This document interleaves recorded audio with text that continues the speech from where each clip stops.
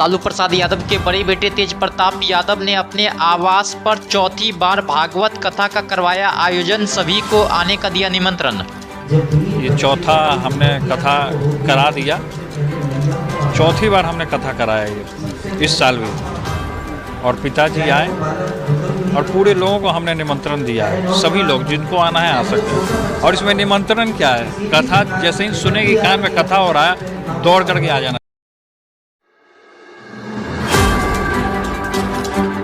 बिहार में एनडीए की सरकार में खतरा वाली बात को लेकर बिहार के मुख्यमंत्री नीतीश कुमार के पार्टी जनता दल यूनाइटेड ने किया साफ, कहा केंद्र की नरेंद्र मोदी सरकार को अंदर या बाहर से कोई भी खतरा नहीं है। जदयू के वरिष्ठ नेता केसी त्यागी ने स्पष्ट रूप से बयान देते हुए कहा, मौजूदा सरकार अपना 5 वर्षों का कार्यकाल पूरा करेगी। उन्होंने कहा कि केंद्र की एनडीए सरकार को किसी भी तरह का कोई खतरा नहीं है। अमर शहीद बाबू जगदेव प्रसाद कुशवाहा को भारत रत्न दिए जाने की उठाई गई मांग, बिहार के नेता प्रतिपक्ष तेजस्वी यादव ने उठाई यह मांग।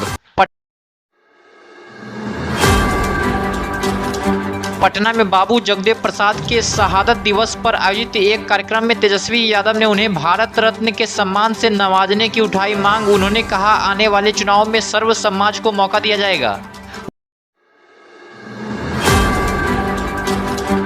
वहीं राजद के राष्ट्रीय अध्यक्ष लालू प्रसाद यादव ने भी शहीद जगदेव प्रसाद के शहादत दिवस के मौके पर दिया बड़ा बयान, कहा हमसे कोई माई का लाल आरक्षण छीन नहीं सकता है।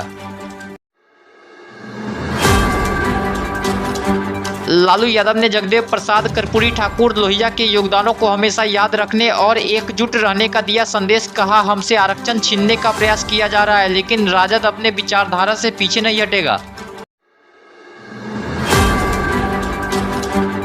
दरभंगा में शिक्षक दिवस के मौके पर शिक्षकों के सम्मान कार्यक्रम में पहुंचे बिहार के उप मुख्यमंत्री विजय कुमार सिन्हा, शिक्षकों को किया सम्मानित।